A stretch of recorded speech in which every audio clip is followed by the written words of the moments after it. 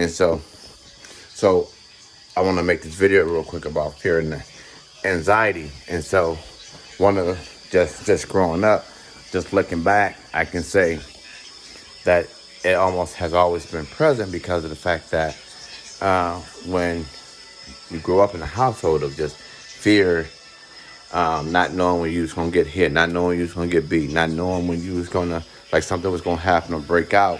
And so with that being said, it's just like you just naturally anticipate or expect like some form of something to happen.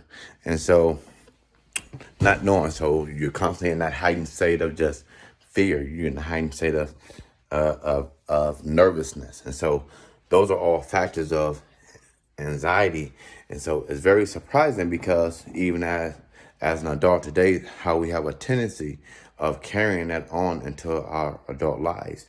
And it wasn't until here recently that was just really shown to me through the spirit and on my journey of how we allow that to be carried into our adult lives, and about just the most obscene things. And so when you really dissect it and really look at it in its totality, is that many of the things that we fear may never happen. Not only will they never happen, but now we don't preoccupied, or we don't convince ourselves to this heightened state. And now we wonder where the hypertension, we wonder why the hypertension that leads to a whole host of other health problems or health conditions. And then we don't word ourselves to just sickness, or we don't word ourselves to levels to where it has affected our health. And so with that being said, it's now as an adult, we have that choice. We have the choice to release those. We have that choice to say, okay, I choose to allow my faith to lead me. I choose to walk in my faith. That despite the fact of having all of those things to look back at, today, through my faith, I have an understanding of what I want and what I'm working towards. And so that erases that. My trust and my belief and my faith in the Most High.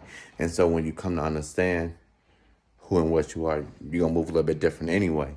And so in the same token, it's very important to understand when it shows up and addressing it in real time. To some extent, we can use those fears, those anxieties as fuel for gasoline for our greatness. But we must change or do new things in order for us to have new things in our lives, or have the life simply that we've always dreamt of, or that we know that we have the potential of having. And so that has really been pointed out to me, because it's just like of just the shoulda, coulda, wouldas, or just having a sound mind, really.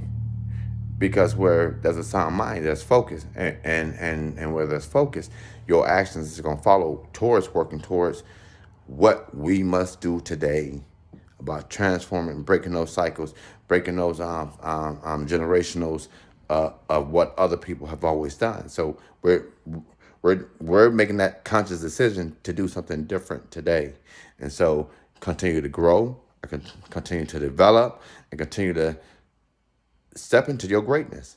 Like I say all the time, that we arrived at this thing great, and it's up to us. It's our duty.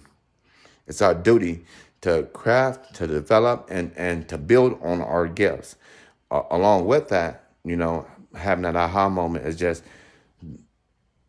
for us not to do that is almost like blasphemy.